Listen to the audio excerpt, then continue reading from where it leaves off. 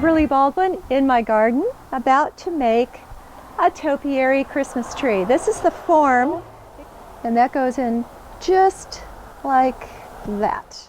And the whole composition is going to be done somewhat in a spiral.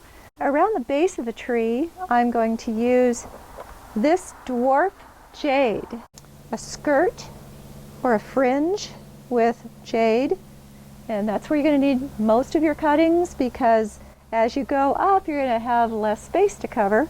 So jade's a good one for that reason too. It's easy to come by and not very expensive. It has just a little bit of red on the tips, and that inspired the use of this beautiful sedum rubro tinctum with a pinkish magenta cast to it and the bean-shaped leaves, which are going to just sort of suggest Christmas ornaments. Senecio haworthii. Well, it's white. It has kind of a silvery tone to it.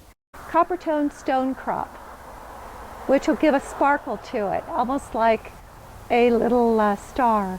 As the finishing touch, string of pearls used as a garland. U-shaped floral pins. Moisten the form. This is quite wet. If I squeezed it, water would drip out of it. And as you build your topiary, you want to go graded sizes of plants and cuttings so that it tapers to the top. Otherwise you're going to get a cylinder instead of a cone. These are Joyce Chen kitchen scissors. If you want to go to my website, to the garden tools page, you'll find things like this that it may not have occurred to you that would be helpful in your own garden that I recommend. Okay, so a spiral, that means that one is offset just to the right of the one next to it, to the right and above. Now, if you don't want to forget where you've made your hole while you're harvesting a cutting, you can just stick your chopstick in there. Just see those little nubbins where the leaves were attached? That's meristem tissue, and that's where new roots will form. Let's just plant thickly enough that the moss doesn't show, but the plants may shrink a bit while they're drawing on their reserves before they get roots formed. And when I put these in, if I sense or if I can feel that they're not well anchored, I add a pin. But you can see that the lower level of crassula is supporting them pretty well. Now, floral pins do rest over time, and they can make a topiary treacherous if you're dismantling it at a later date. And we still have a lot to fill. And I have some little clusters of bean over here and some larger ones here, and because I'm starting at the bottom, I'm going to go with a larger. These do need sun to stay red. You look at these plants in the garden and you notice that they get these long stems that aren't particularly attractive. But if you look closely at them, you'll see why. They have roots coming off them where the leaves were attached. They're trying to reproduce and spread. So for all of its many merits, sedum rubro tinctum has the drawback that its leaves pop off very easily. And when a succulent does that, it's trying to tell you that those leaves will root. Why would it want to lose its leaves otherwise?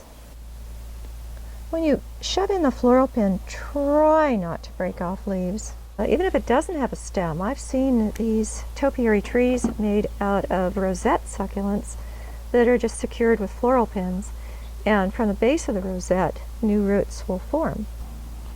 Okay, time to start going smaller in size with our bean cluster, because we're getting toward the top and we want to make sure that we have that tapered cone. Handle the leaves of a succulent as little as possible.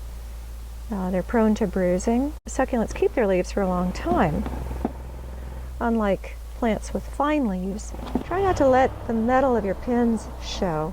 Now when you water a topiary, you want to remember to water from the top, because water percolates downward. Hydrate that moss that's going to dry out, which is at the very top. It's true of wreaths as well. A wreath is basically a topiary. This will last through the holidays. and the plants will root right into the moss. Keep the moss hydrated so that any roots that they do form don't dry out. If that should happen, it's not the end of the world because the plants will draw on moisture in their leaves. This should be given bright light, enough light to keep the color in the leaves, but not so much that the sun is hot and desiccating. Near a sunny window is probably perfect. The shape of this, it's a nice contrast to the other plants. Even in partial shade, it'll still keep the orange on the leaf margins. The easy way to strip leaves off of a succulent is to simply push downward on them. They usually snap right off. I'm trying to make these openings about 1 inch deep.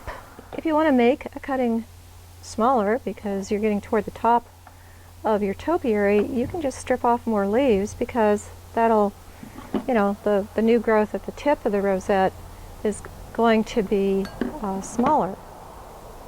So presto, instant small cutting. Still kind of big. Oh well. When you push in your floral pins and they're straddling a leaf, you don't want to push the pin in all the way and break the leaf off. I'm leaving this unplanted until the last because I need something to grasp when I'm pushing against the form. So what should we put at the very top? I'm thinking, just a suggestion of a star. And the last one. The garland of string of pearls that look like Christmas balls. You don't want to add so many that light can't get to the plants underneath or air circulation. But I do think more is more. I like the pointed tips on the leaves of the Senecio Rolleanus, or string of pearls, because they sort of suggest Christmas lights. They also suggest Christmas balls.